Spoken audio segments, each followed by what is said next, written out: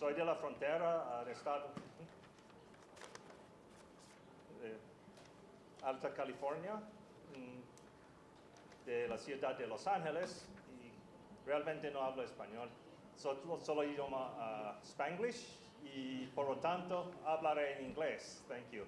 I'm Peter Hong. I'm a journalist and the editor of Capital in Maine, a news site founded in Los Angeles specifically to cover inequality. And I'm glad you're all here. As you know, our panel today asks the question of whether direct democracy threatens human rights or protects them. We'll probe this question with our panel composed of direct democracy experts from 3 continents, and I'll introduce them in a moment. Right, but before that, I want to go over the format of the panel. So each panelist first will make a very short presentation of about 3 minutes, and after they are done, we'll then have kind of a guided question period where they can ask each other questions, and I may ask questions as well. And then following that, then we'll have the audience questions. Given that we're a more intimate group than expected, I think we might be able to shorten some of these segments and just make it more of a group discussion, it looks like, which will be very nice.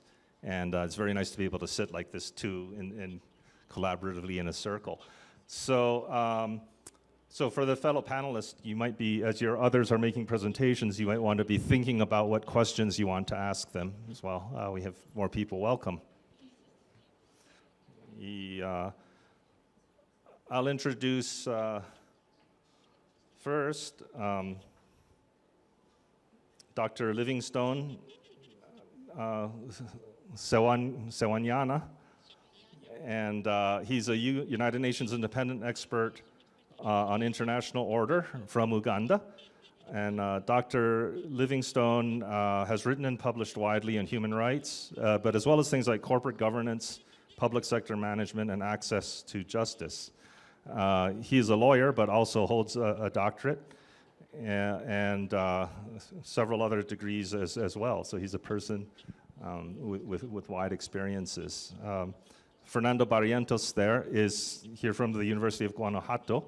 He's the editor who edits the Mexican Journal of Political Analysis and Public Administration. He's also a member of the National Council of Science and Technology, and his research and teaching areas are comparative politics in Latin America and the development of political science in Latin America, as well as modern political theory. Vincenzo Castelli is a member of the board of the International Center for the Prevention of Crime in Montreal. He's an advisor to governments and international organizations on migration, security, urban security, and the rights of marginal groups. In addition to being an academic, he also applies the theory by training social workers who work with marginalized populations in urban areas. Asrar Benjoura identifies herself as a feminist, a political activist, and the president of the Intersection Association for Rights and Freedoms. She comes to us from Tunisia. Asrar, why don't you get us started? I'll get you your microphone. Sorry, here you go. And then you can pass it to Fernando.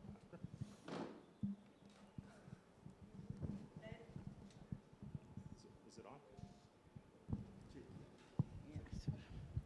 Democracy is considered to be the best system to follow politically. Direct democracy derives from the general concept as viewed from democracy in which the electorate decide on policy initiative without having elected representatives as proxies.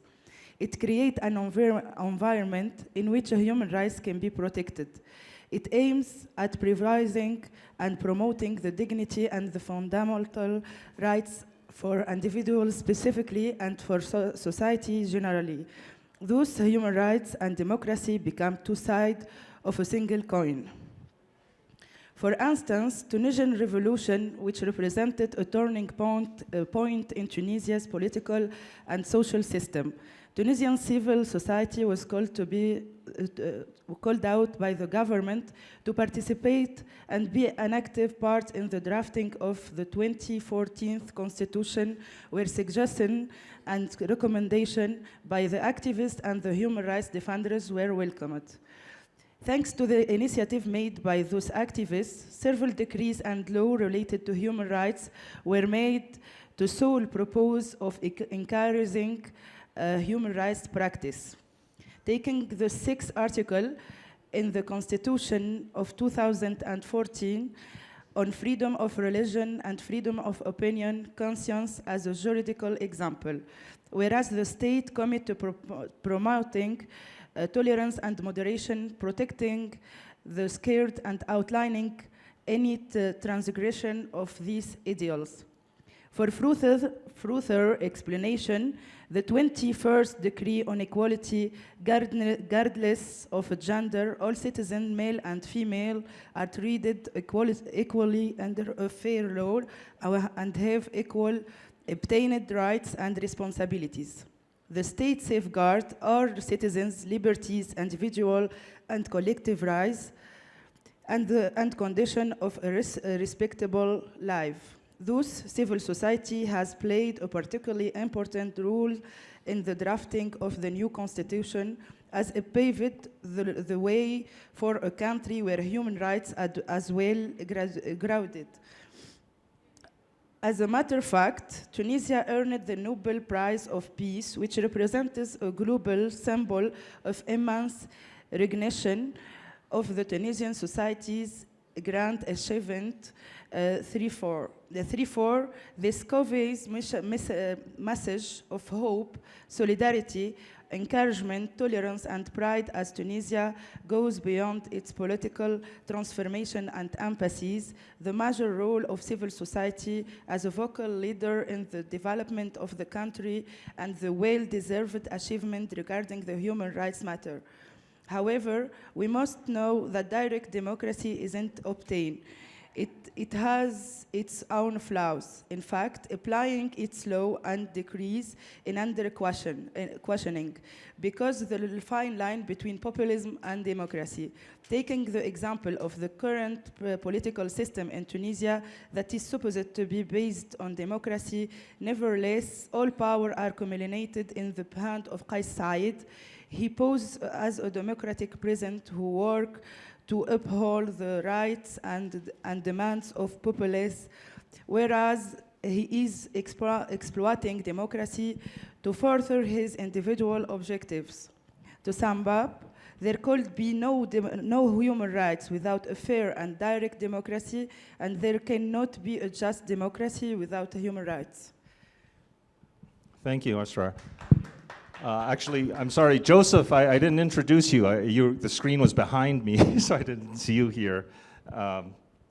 Joseph Thompson is joining us from Costa Rica. And hold on for a second, sorry. Joseph, can you, you're a professor of law, and you're also the vice dean of the law school, right there? And sorry, I've lost my notes here. Got it. Joseph, can you hear us? How's your audio? Yes, okay. I can hear you. So Joseph is the director of the Inter-American Institute of Human Rights and its Center for Electoral Advice and Promotion. And he's also, as I said, a professor of international law and the vice dean of the Faculty of Law at the University of Costa Rica. Thank you, Joseph. And actually, why don't you go next? Me? Oh, yes. Okay. Okay, I'll switch to Spanish. En 3 minutos es muy complicado, así que vamos a tratar de decir algo sensato en tan poco tiempo. Vamos a poner... Listo. En primer lugar, una disculpa por no poder estar físicamente presente con ustedes. Yo me lo pierdo, pero ciertamente no podía estar ausente de la actividad del todo. Entonces, quiero hacer algunos planteamientos muy generales y luego tal vez en la segunda ronda poder profundizar en algunos de los temas. Entonces, si les suena un poco telegráfico inicialmente, me disculpan, pero el formato de los 3 minutos realmente requiere eso.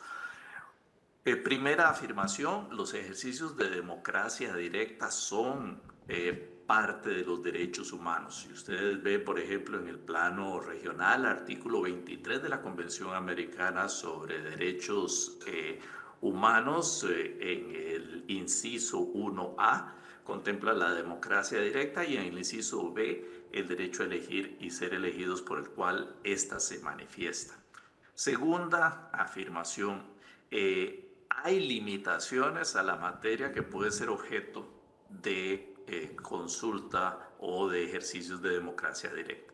Por ejemplo, en la mayor parte de los países está establecido que los temas fiscales o tributarios no pueden ser objeto de ningún tipo de ejercicio de democracia directa.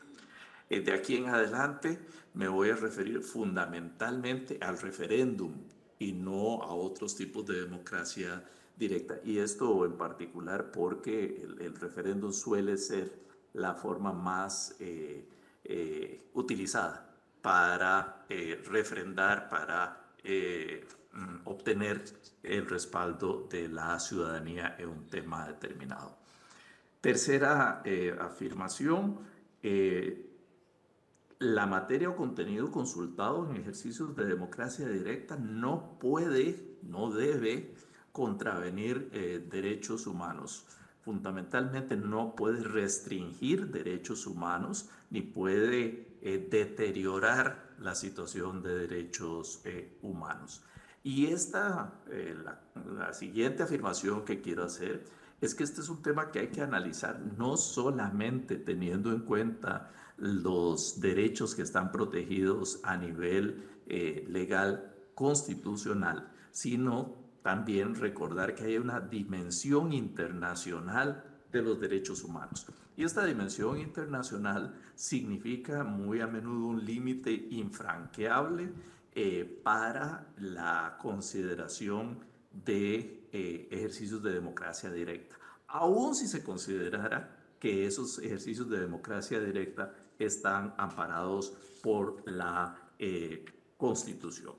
Y la última afirmación que quiero hacer en este bloque, que ya se acerca a los 3 minutos, es que en particular los derechos de grupos que se puedan considerar minorías, minoritarios, discriminados, vulnerabilizados, no pueden estar sometidos a la regla de la mayoría, que es con la que funciona el referéndum y en general los ejercicios de democracia directa. Voy a citar una sentencia de la Corte Interamericana de Derechos Humanos, el caso Gelman contra Uruguay, donde precisamente se analiza cómo una ley contraria a la vigencia de derechos humanos no puede ser válida, aun si fue objeto de un referéndum o un plebiscito.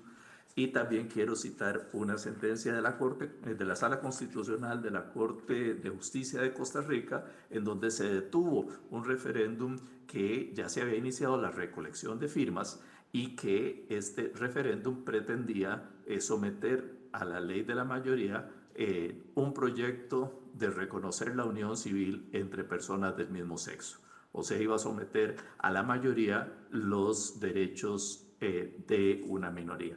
En la segunda ronda, pues podré ampliar un poquito sobre los razonamientos de cada una de estas resoluciones que creo que nos ayudan a comprender los temas que estamos viendo aquí. Muchas gracias.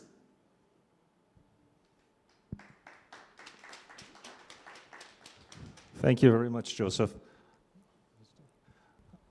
Fernando, can you take it from there? Gracias.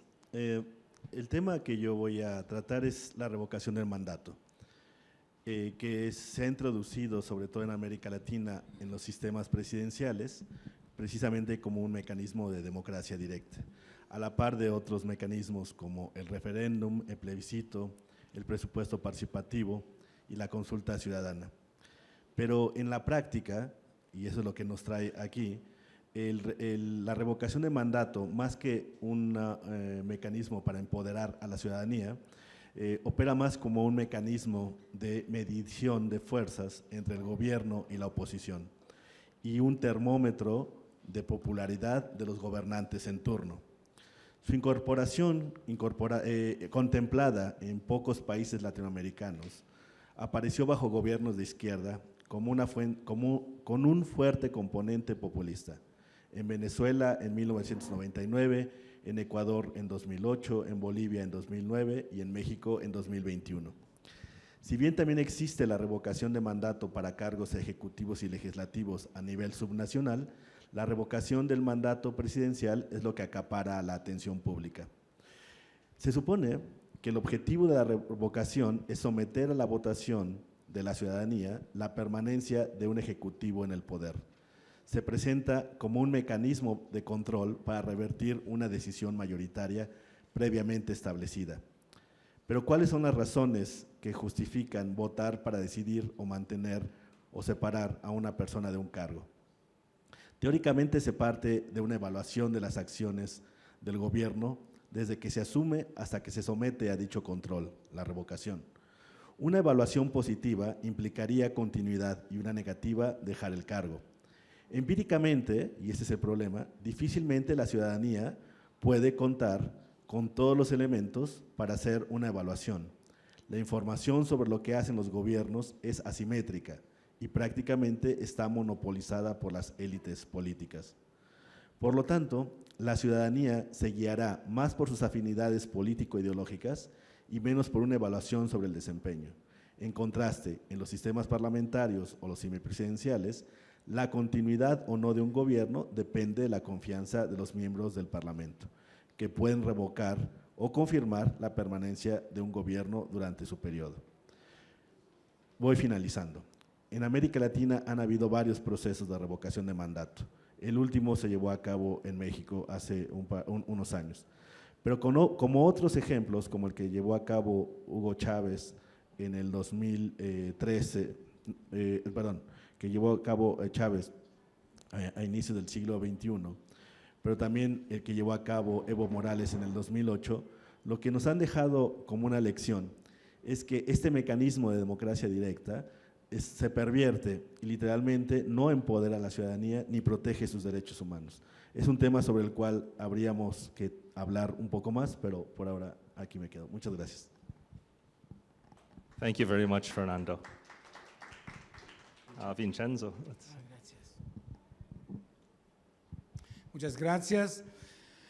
Mi reflexión es muy sencilla porque yo quiero hablar de democracia directa poniendo en la mesa el tema de migración, porque para mí la democracia directa vive crisis participativa, lo hemos visto, ahora vota el 35-40% en Europa. Hay muchas veces una forma de manipulación porque muchos gobiernos populistas parece que tienen una democracia directa. También crea perturbaciones, sobre lo cual para mí se tiene que reflexionar. Por esto, la migración para mí es una perturbación, una gran perturbación, un enfoque sobre el fenómeno migratorio a nivel planetario. Este fenómeno representa para mí en algunos un elemento discriminante entre democracia y derechos. El año 2021 hemos tenido 288 millones de personas migrantes en el mundo. ¿Se puede hablar hoy en día de derecho sin este gran actor que es el migrante? Porque muchos de ellos no tienen derechos. Todos los indicadores del derecho universal son cancelados en relación a los migrantes. Tortura, detención, muerte, para mí no son derechos, por nada. La crisis de la política enfrente al derecho a la migración, con la repatriación y la terciarización de flujos migratorios. Pagar 9 millardos de euros a los turcos para que no lleguen inmigrantes en Europa, lo hemos visto, un gran fracaso. Entonces, el derecho, esto es el tema que quiero poner aquí en la mesa y después voy a profundizar más, el derecho a la migración. El artículo 13 párrafo 2 y 14 de la Declaración de Derechos Humanos Universales, también el Pacto Internacional de Derechos Civiles y Políticos del 66 nos dice claramente, todo el mundo, todas las personas tienen derecho a migrar. Entonces, ¿por qué ahora tenemos este bloqueo increíble, imposible? Y por esto creo, y lo voy a profundizar después, dos cosas para mí fundamentales. La democracia puede aprender mucho de la migración y también la democracia directa puede enfrentar en serio los derechos de los migrantes. Gracias. Grazie, Vincenzo. Dr. Livingstone. Thank you, Chair. Whether direct democracy is a threat to human rights or upholds human rights requires you to examine a number of elements. It's not an obvious question. Indeed, different countries, depending on their political context, have adopted different forms of governance. Among them is liberal democracy, representative democracy, multi-party democracy, popular democracy, electoral democracy, and participatory democracy, which is the subject of our discussion, which is increasingly synonymous with direct democracy. It is not obvious that each of these models of democracy upholds human rights. In fact, different countries that have adopted particular models of democracy have all argued that their models of democracy uphold human rights.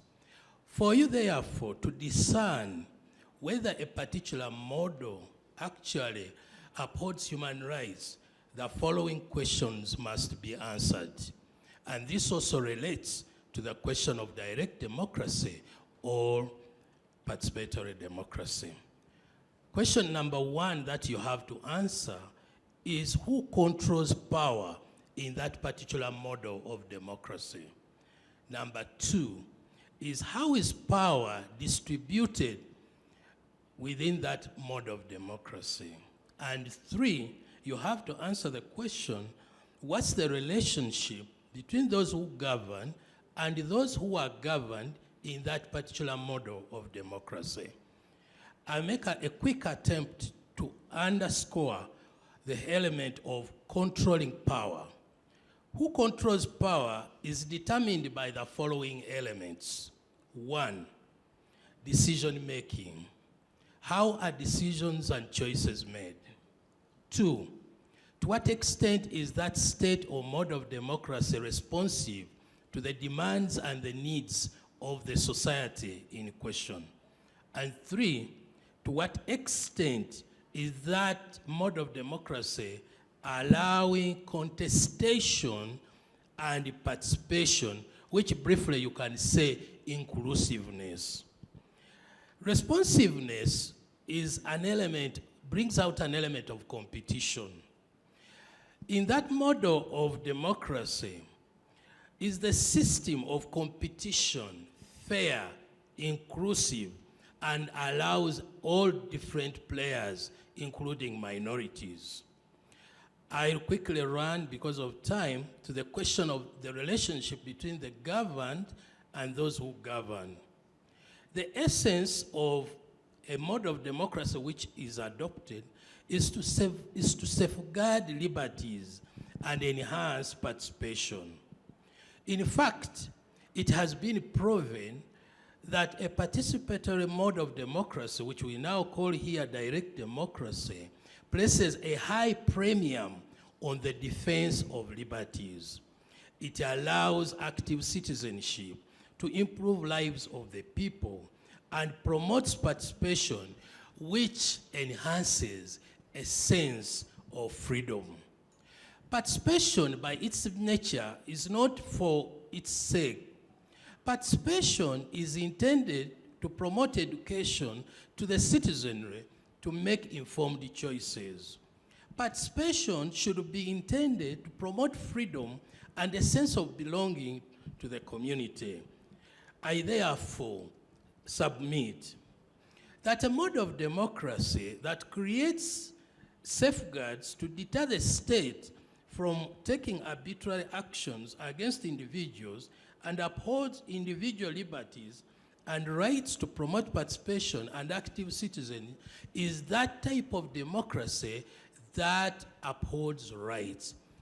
Having analyzed all the different models, according to Dahl and Huntington, it has been proven that participatory democracy is the only most effective mechanism through which you can promote active citizenship and making informed choices.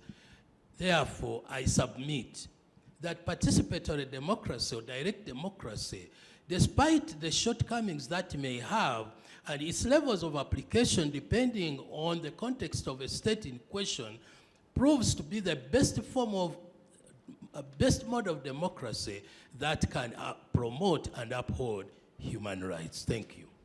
Thank you, Dr. Livingstone. We're now going to go into our directed questions here. I'll start with Asrar. Can you tell us a little bit about your personal experience in this erosion of human rights with the gain in political rights that came about in your country in the last decade? It was very fast in your lifetime, I think. Okay. As a feminist, I participate to the draft of the law against the violence against women, to eliminate the violence against women. And as a political, I was in many protests to block some laws against limited freedoms and rights. In Tunis now, we live in a very hard context and a very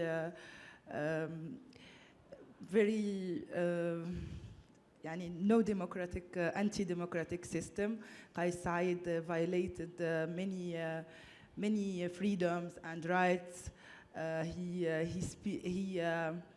He speak speech racist and fascist and against the human rights. We are struggle as a civil society to protect our freedoms and to protect the gain of revolution. Okay, great. For all of our panelists, do any of you have a question for one of the other panelists from their presentations?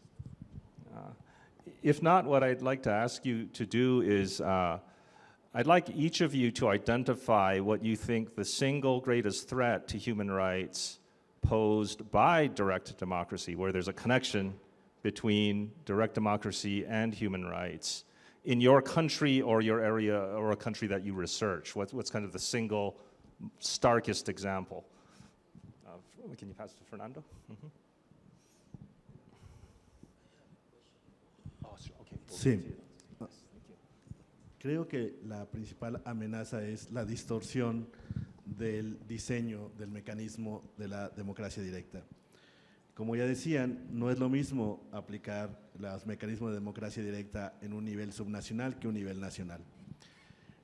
Pero no obstante todos los mecanismos de democracia directa tengan un diseño pensado para fortalecer a la ciudadanía y por lo tanto sus derechos humanos, en la práctica la implementación de los mecanismos de democracia directa pueden subvertir el orden democrático. Por ejemplo, en América Latina sabemos que tenemos muchos ejemplos en los cuales el uso sistemático e intenso de mecanismos de democracia directa llevan a erosionar la democracia. Por supuesto que no todos los mecanismos de democracia directa.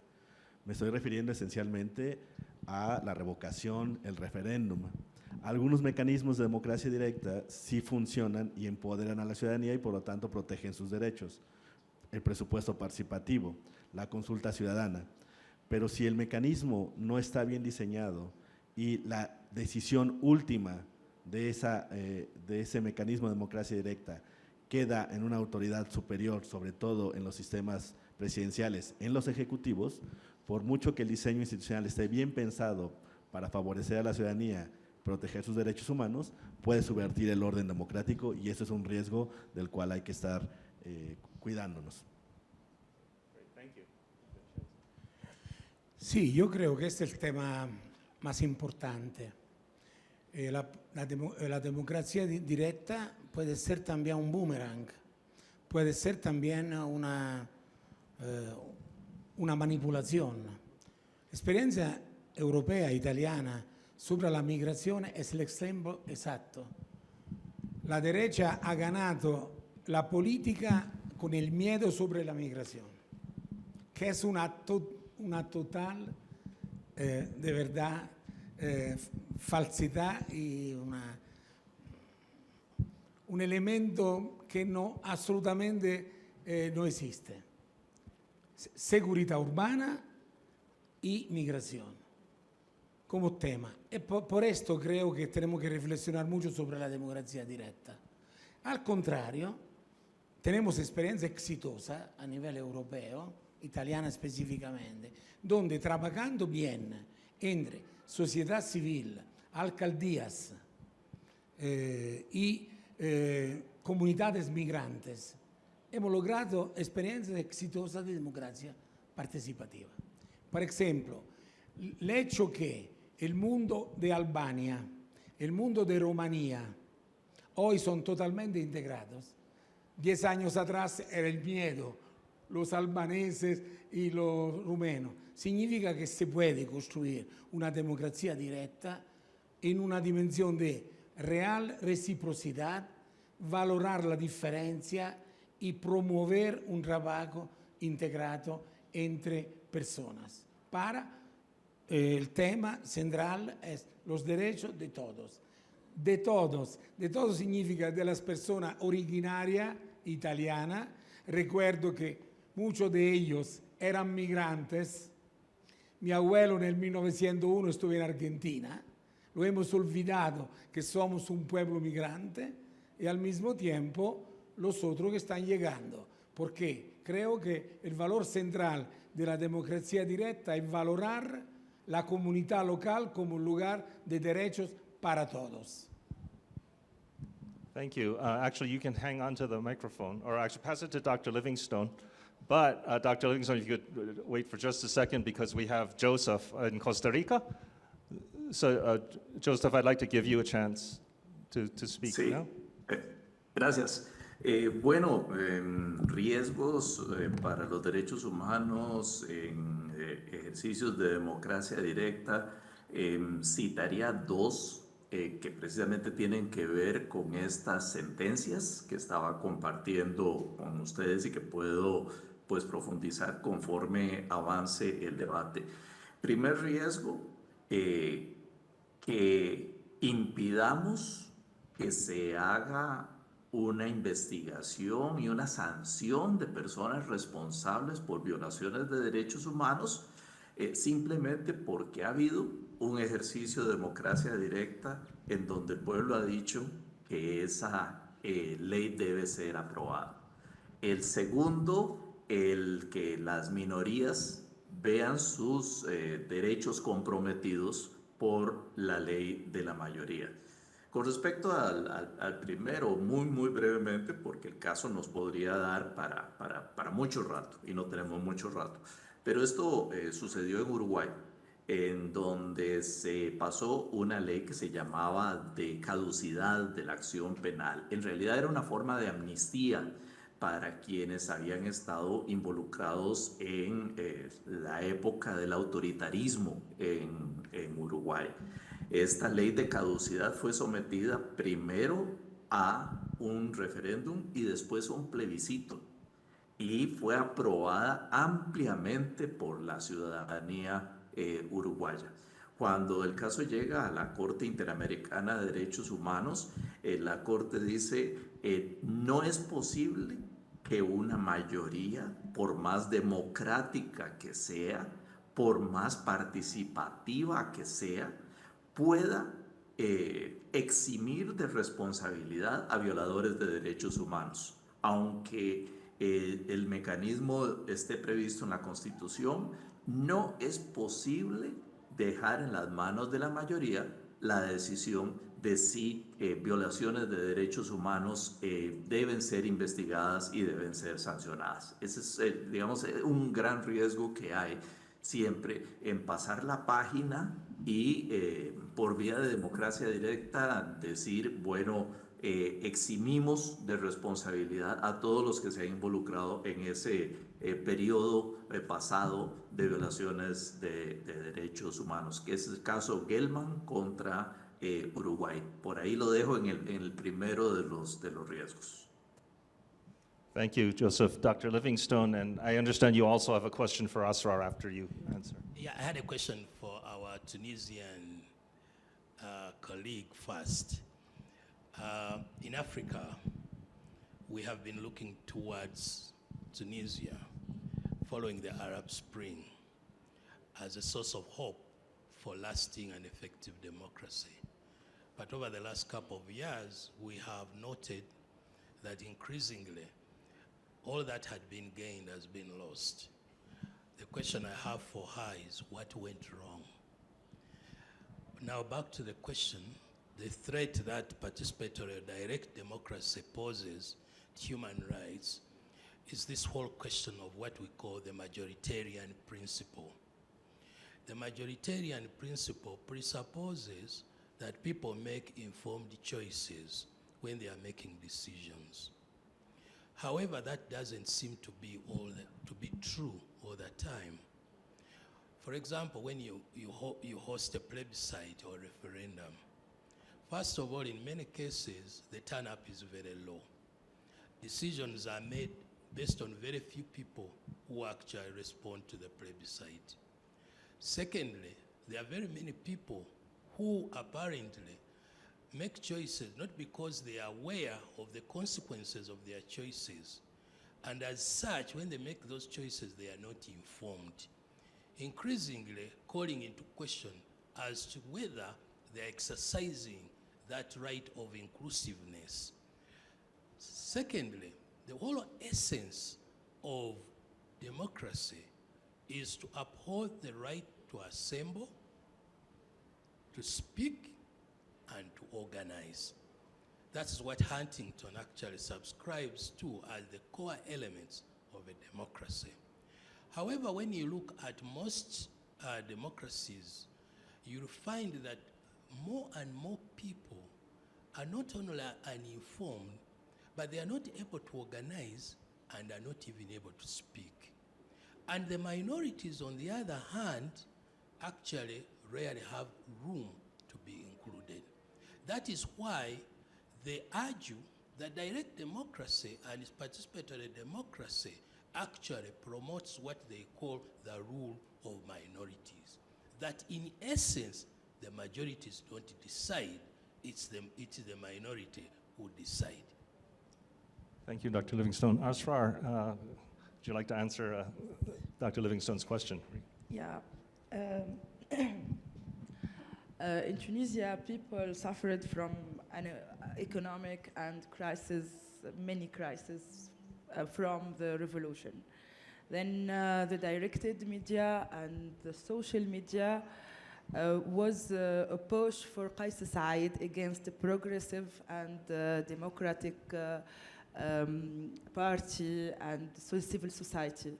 That's what happened. Qais Said is a populist and fascist who played on the religion of people and the economic crisis. Yes. I think this, yeah. Okay, thank you. I'd like to open it up for questions from the audience now. Would anyone like to ask anything of the panelists? No? Yes, did you have a question? I can bring the microphone over. No? Oh, see, okay, and then you go. Sure. Yeah, you touched a bit on this, but what I intuitively think about when I saw the topic of this panel is when you have like a vote, a public vote, when can it be dangerous for human rights? Like, what are people should people be allowed to vote on anything? Because, for instance, in Switzerland, we had a vote about forbidding minarets, which essentially goes against the right to freedom of religion, and it went through. So I would like to ask you, should people always be able to vote on everything, or should there be certain things that people shouldn't be able to vote on? Who would like to start?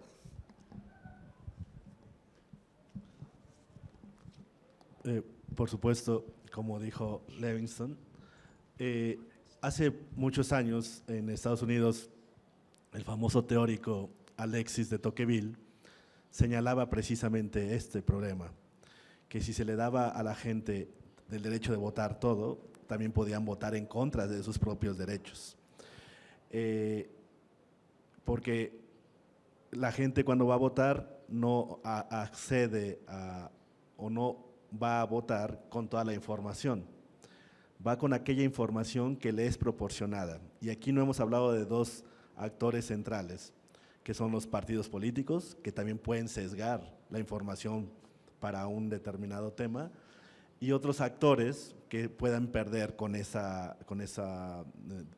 mecanismo de democracia directa. Alexis de Tocqueville decía precisamente que como era un peligro que la gente votase todo, porque podría hasta cierto punto votar en contra de sus derechos, lo mejor o la única solución posible es mayor educación y mayor información. El problema que tenemos ahora es que culturalmente como humanidad, si comparamos la era en la que escribió Alexis de Tocqueville y los años que hoy vivimos, somos una sociedad que tiene mayor educación. Sabemos incluso que hay países que no tienen tanta y que podemos resolverlo, pero comparado con hace 200 años, estamos mucho mejor. Y sin embargo, a pesar de que tenemos más información y más educación, también nos damos cuenta que muchas veces la distorsión de estos mecanismos, aunque la gente esté informada, puede ir en detrimento de sus derechos, ¿no? Y ese es un dilema que creo yo que no tiene solución, pero sí pueden haber algunas salidas. Mayor información, menor distorsión en el diseño institucional, objetivos específicos. Como decía Thompson, no se puede poner al voto de la población la justicia, por ejemplo. Si se aplica o no se aplica la justicia. No se puede poner al voto popular los derechos humanos. Hay algunas cosas que deben estar vedadas de la democracia directa, precisamente para mantener los derechos humanos.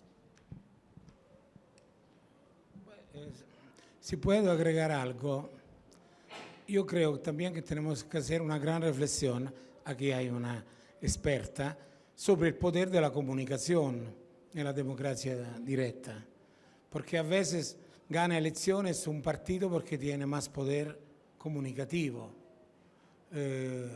Y mucha gente se da cuenta que lo que tiene que votar no es la realidad, ma la finzione, y muchas veces, de verdad, una manipulación increíble.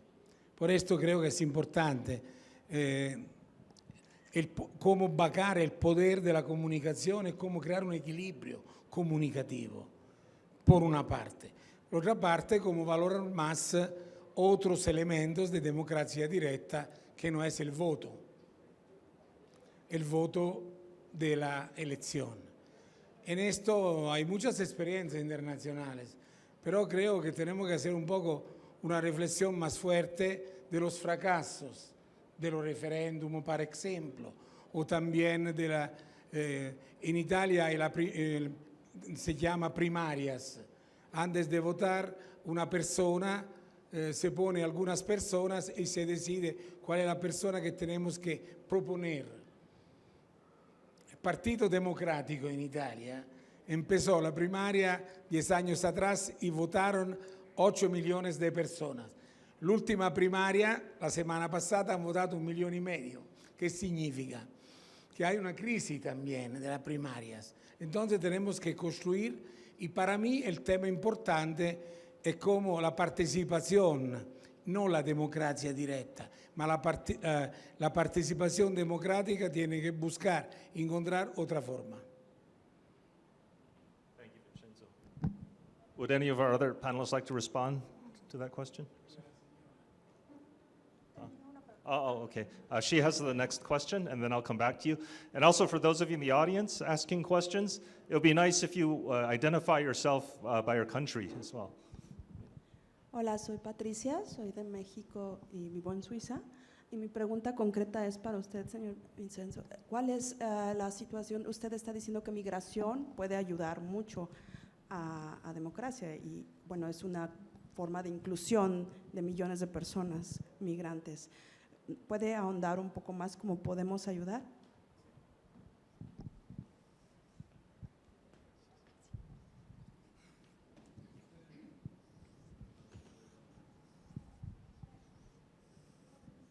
Oh, sorry. It was for Vincenzo. Lo siento. Muchas gracias, Patricia. Sí, yo creo, la experiencia que tengo todos los días, estoy trabajando en este tema ya de 40 años, entonces hago un trabajo directo de campo.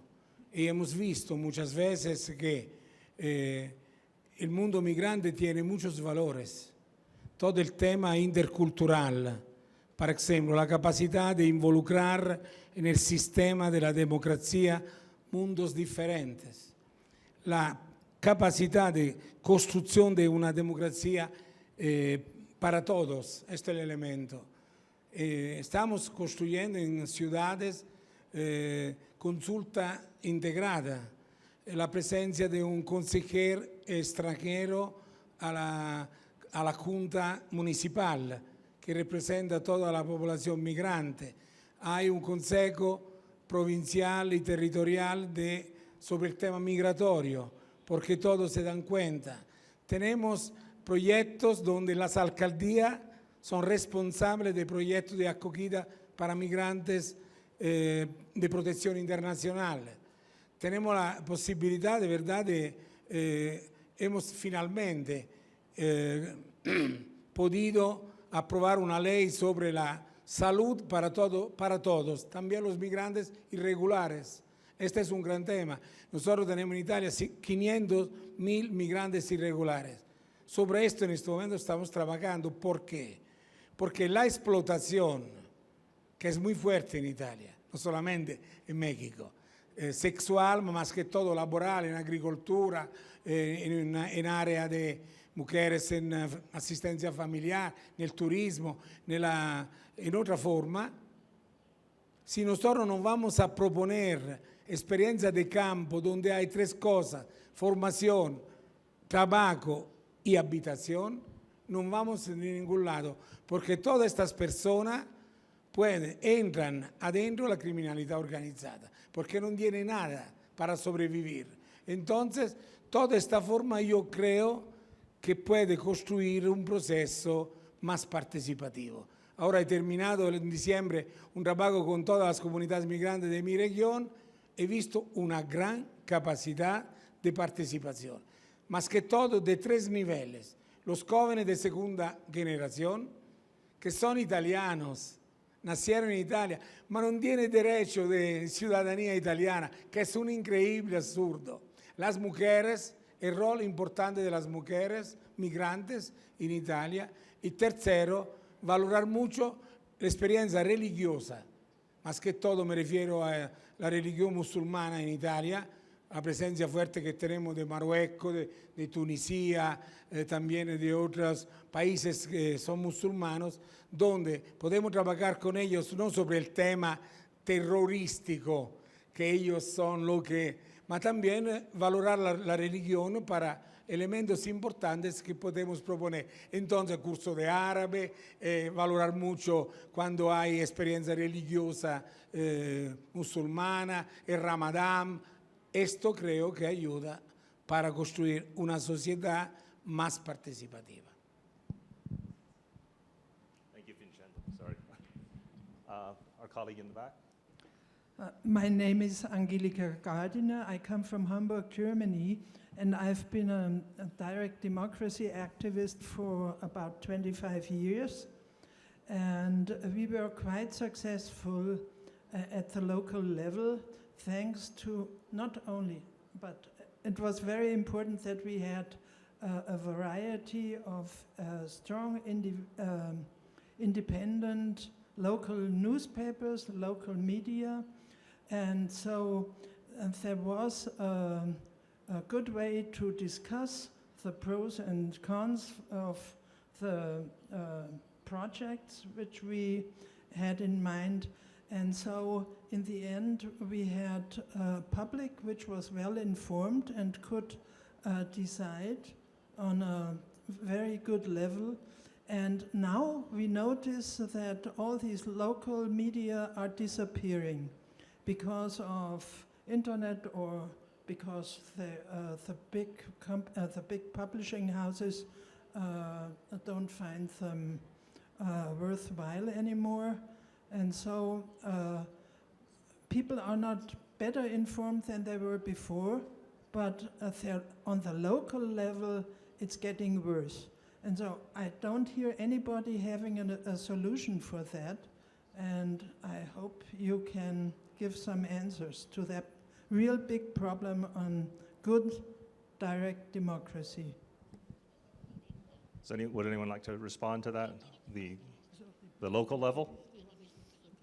Joseph, are you signaling or no? Okay. Bueno, puedo referirme, sí. Digamos, no todo ejercicio de democracia directa tiene las distorsiones que estábamos señalando. En el plano local suele ser una forma de control de la ciudadanía sobre el poder y tiende a generar mecanismos de rendición de cuentas, de accountability, que no necesariamente existirían de otra forma. Pero no nos olvidemos de tres características de los ejercicios de democracia directa a nivel local o a nivel nacional que ya han sido mencionados acá y que pueden afectar los temas sobre los que trata. Primero, el tema de la popularidad. ¿Cuál es la verdadera popularidad de quien está en el poder, en el plano nacional o en el plano local? Y a menudo esa popularidad determina el voto más que los temas y las preguntas que se estén formulando. Y eso es por supuesto, una enorme distorsión en la participación. El segundo aspecto es la posible manipulación que fue ya citada en esta actividad, y manipulación que puede darse tanto en el plano nacional como en el plano local. Lo que vimos, por ejemplo, en la campaña que precedió al Brexit en Gran Bretaña es un típico caso de manipulación. Es decir, se hizo propaganda, se ofrecieron cosas, se presentaron temas que nada tenían que ver con la vinculación de Gran Bretaña con la Unión Europea. Y en realidad la gente votó por esos otros temas que no eran los que se estaban considerando, y pues hay ese enorme riesgo de manipulación. Y finalmente uno que tal vez no ha sido tan mencionado acá, que es que los ejercicios de democracia directa carecen de la posibilidad de escoger posiciones intermedias. Es sí o no, es apruebo o rechazo. No hay grises, no hay posibilidades de establecer proporcionalidad en lo que se decide. Y por lo tanto son ejercicios que incluso por un voto puede pasarse del sí al no o viceversa. Y eso hace que los ejercicios de democracia directa no sean los ideales para cuando se quiere reflejar diversidad de opiniones sobre los temas que se están considerando. Thank you. I think I can address, oh, sorry. Okay. I want to respond directly to your question. I'm going to step out of my role a little bit because as a journalist, I've seen the local media really atrophy and disappear in the United States. So the phenomenon you're talking about is very real. There once was a very vibrant ecosystem of community newspapers and media outlets that informed the public, that actually drove participation. One of the bigger problems in the United States was there was something called the fairness doctrine in communications. So the Federal Communications Commission required reporting on important issues of public affairs to represent both sides. That doctrine was removed, I think in the early 1990s or late 1980s. So since then, the amount of media coverage and broadcast media for news and public affairs has diminished to close to zero. I think fundamentally the problem in the United States has been one of our market economy. The economics of a local news medium just don't make sense anymore. So I think what has to happen is there has to be the creation of a new kind of media model at the local level that doesn't depend on advertising revenue to finance its operations. It may be philanthropy or some other sort of maybe a BBC type finance model, which we can go into later. So I think that would be what I would say to your specific question about the local news media in democracy. Thank you.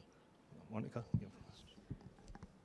Hola, yo soy Mónica Romero, soy periodista, soy mexicana. Yo tengo una pregunta, voy a dar poquitito contexto antes. En México, el presidente Andrés Manuel López Obrador es muy partidario de hacer las consultas populares, de la democracia directa.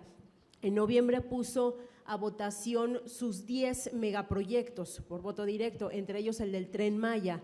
Entonces, la población de todo el país debería o debía haber salido a votar y elegir. Salieron solo 946,000 personas, ni siquiera el 1% del padrón de votantes registrado en el país, y ellos decidieron que sí daban luz verde a estos proyectos que hoy son un problema. Hoy, por ejemplo, el Tren Maya está devastando decenas de comunidades, está viniendo abajo parte de la selva. Mismas personas que salieron a votar pues en aquel momento a favor, hoy están en contra. Entonces mi pregunta es, y bueno, como este proyecto sometió a otros como la refinería de Dos Bocas en Tabasco, entonces mi pregunta es, ¿qué podemos hacer como ciudadanos? Si ya tenemos esa situación enfrente, ¿salimos a votar? ¿No salimos? ¿O qué hacemos? I suspect you want to answer. And okay, Dr. Livingstone, why don't you?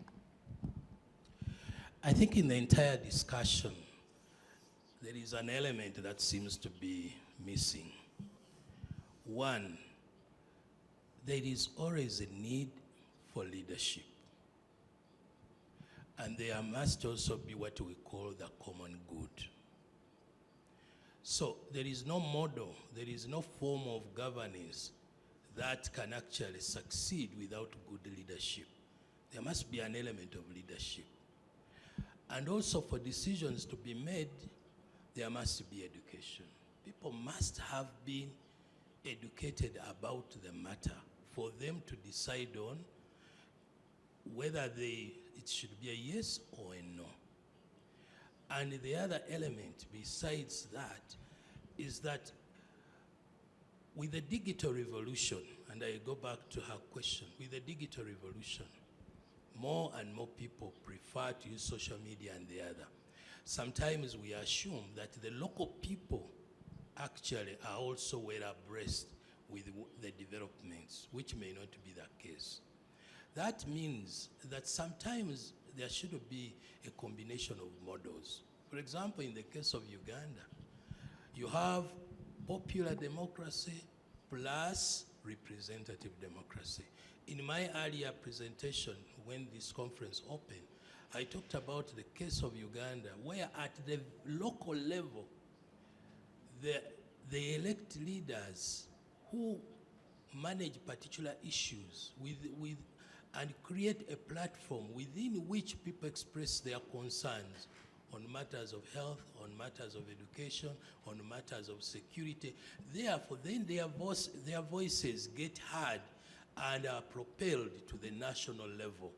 So there is no system that can act singularly without taking into account other considerations. So for a plebiscite like that one, there was need for education, there was need for education, but there is also what they call the common good. Now what's the common good?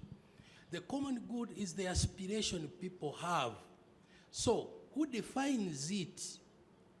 Of course, ideally they should define it, but in defining it, they need leaders who can help them to define it. So it's a very complex equation where you have education, you have leadership, and then you have aspiration. Aspiration coming from the population, which needs to be guided. A combination of the three would lead you to what you want, hopefully. Thank you, Dr. Livingstone. Gracias. El tema de la democracia directa que nos trae aquí tiene que ver mucho con lo que ha sucedido en este país, en México, porque el actual gobierno ha utilizado de manera intensa mecanismos de democracia directa para justificar decisiones de gobierno. Pero lo ha hecho con aquellos temas, primero, que no son muy complejos, que no ponen en riesgo su gobierno. Por ejemplo, la militarización. Este gobierno ha militarizado muchas áreas sensibles de la administración pública, como las aduanas, como los puertos, como la seguridad pública. En los aeropuertos habrán visto ustedes que ahora hay militares. Pero ha puesto, distorsionando, yo hablaba hace rato, cómo ha distorsionado la consulta popular de una manera tal que ha puesto a la gente a votar sobre temas que son muy complejos técnicamente. La construcción de una refinería, que es absurdo, la gente no podemos saber qué es una refinería. La construcción de un aeropuerto, y así otros temas, además de la revocación del mandato y otros mecanismos. El problema de los mecanismos de democracia directa utilizados por un liderazgo irresponsable, con diseños institucionales mal elaborados, con sesgos en su implementación y sobre todo para temas de largo alcance, pues lo que van generando es una falsa idea de democracia, porque en este país, como en Bolivia, como en Venezuela, como en Ecuador, que son estos presidentes que utilizan intensivamente los mecanismos de consulta popular y dicen que son democráticos, son esos gobiernos que en realidad hoy están considerados como prácticamente autocracias. Y alguien diría, ¿cómo es posible que un gobierno que utiliza mecanismos de democracia directa como la consulta popular de manera intensa, hoy hayan hecho a su país un régimen autoritario? Y es precisamente una distorsión. La pregunta que decían atrás, bueno, ¿cómo podemos resolverlo? Creo yo que no debemos utilizar la democracia directa para todos los temas. Ya decía yo, para cuestiones de derechos humanos no. Y que son mucho más eficientes cuando se tratan temas locales. Ahí sí hay mayor control de la ciudadanía porque son temas que están más vinculados a su vida cotidiana. El aeropuerto o una refinería no está vinculado a mi vida cotidiana, ¿no? Por eso los niveles de votación muy bajas. ¿Quiénes salen a votar esos proyectos o esas consultas? Pues los partidarios del gobierno en turno. Y la manera de mantenerlos es literalmente con dádivas o con sobornos. Entonces, pero coincido, la única forma que podemos hacer que esos mecanismos de democracia directa funcionen es mayor comunicación, mayor responsabilidad, mayor educación, y ahí sí los medios de comunicación tienen un rol muy importante. Cuando los medios de comunicación se ponen del lado del gobierno y no dan la información adecuada, pues también llevan a que esos mecanismos se distorsionen mucho más. Thank you. We have another question from the audience. Sí, gracias. Mi nombre es Daniel Rodarte, soy de Hermosillo, Sonora, un estado aquí de la República. Soy consejero electoral de un instituto local, ahí precisamente en Sonora, y tengo básicamente 3 pequeñas preguntas para quien guste responderlas. Uno, ahorita tocaban el tema, de hecho me ganó allá la compañera, el tema que a mí me parece bien importante, el tema de la baja participación. Lo ven como un peligro, es decir, en México tenemos índices de votación extremadamente bajos. La última elección extraordinaria en el estado de Tamaulipas apenas salió a votar el 20%. Es decir, que 2 de cada 10 personas salgan a votar, creo yo que sí puede poner en peligro la democracia. 2, podemos hablar de democracia directa cuando los mecanismos que ejerce un gobierno no los hace a través de los mecanismos legales estrictamente así definidos. Es decir, consultas que se hacen más por cuestiones políticas o partidistas, sino por las vías electorales, es decir, consultas que se hacen en donde no están involucradas las autoridades electorales. Y 3, ahorita que tocaba acá el compañero el tema del Brexit, que también me parece un tema bien interesante, podemos hablar de un peligro en la democracia con la infodemia en la que a veces vivimos, es decir, con ese cúmulo de noticias falsas y de noticias verdaderas que a veces no podemos distinguir y que en cierta forma dirigen nuestro pensamiento, nuestra decisión. Muchas gracias. who would like to go first? I think, Thank you so much. I think you raised very pertinent concerns, but I think we have alluded in one way or the other to these issues. For example, when we talk about low participation. Now, what causes low participation? Low participation might be caused by a variety of factors. One, whether the community appreciates the issue at hand. Two, whether they are informed and involved. Three, whether they have been guided. If the leadership has not guided them properly and they have questions in their mind, certainly some will abstain. It depends on the interests at hand, and that is the point I raised, what they call the common good. What is the common good? When people make a decision as to get out of, let's say, Brexit, in the case of Brexit to the European Union, were they sufficiently informed? I studied in the United Kingdom. One of the things I noted is the low level of empowerment of the British people. They are very easy to, it's the media that determines the way things are driven. So at the end of the day, the people are not part of the equation. So when the plebiscite or the election is held, they are not, either they don't subscribe to the concern, or they are not informed, or they are not properly directed. And that's what we find in most situations. I think one of the guest speakers has alluded to the fact that sometimes the issue that you are raising may not apply pertinently to the local people. They are too complicated for the local people. That if you were to raise an issue that concerns their general welfare within their community, they would turn up sufficiently. They would turn up in large numbers. So it goes back to the whole question of, one, education. You can't rule out education. You can't rule out leadership. You can't rule out the fact that people need to constantly be involved.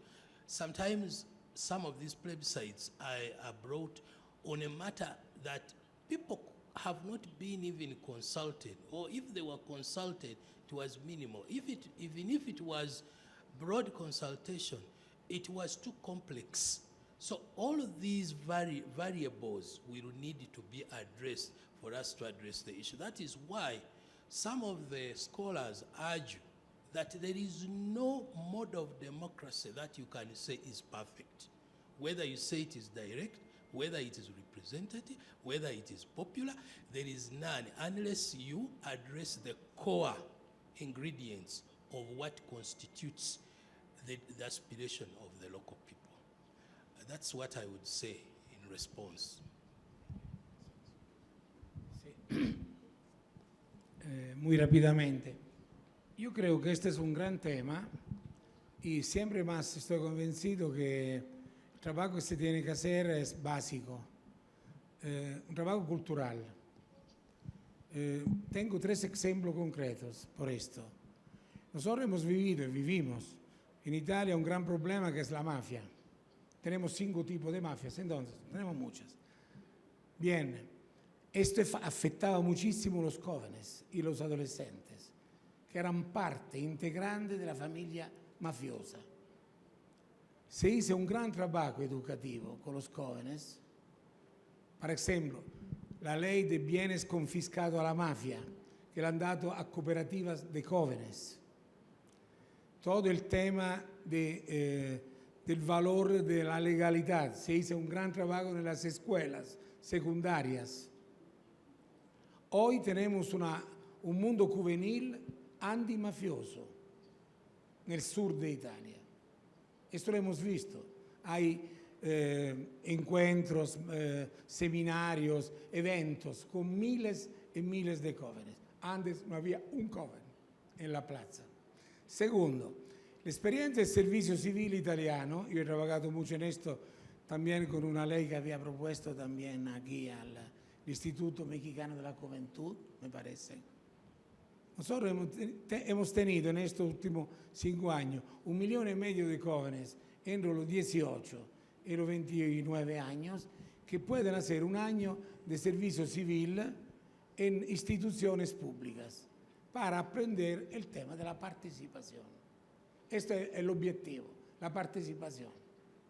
Tercero, lo conocen todos, la experiencia internacional europea sobre el tema de ecología. A partir de la mítica Thunberg, todos los países europeos, los jóvenes, siempre ellos, son parte integrante de un cambio climático que se quiere modificar. Yo creo que todo esto pasa por un proceso básico, las minorías activas, vamos a llamarla como queremos, pero esto necesita muchos años, una gran inversión económica y política, un gran nivel educativo de alto impacto. Well, thank you very much. We're actually at our time. I think this was a really wonderful panel. Thank you for the participation from the audience as well, and to all of our participants here. Joseph, thank you for joining us remotely. Gracias. Gracias a ustedes. Que estén muy bien.